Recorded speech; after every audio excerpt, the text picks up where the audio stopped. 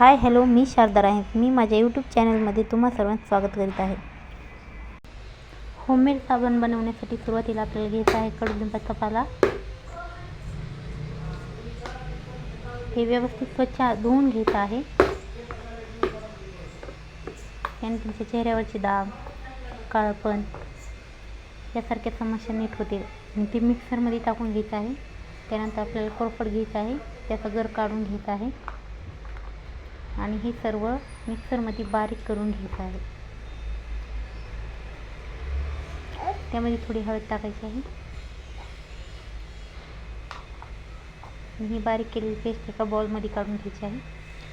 त्यानंतर त्यामध्ये व्हिटॅमिन ईच्या 2 कॅप्सूल टाकायचे आहेत आणि ते व्यवस्थित मिक्स करून घ्यायचे आहे. त्यानंतर आपल्याला साबण बेस घ्यायचा आहे.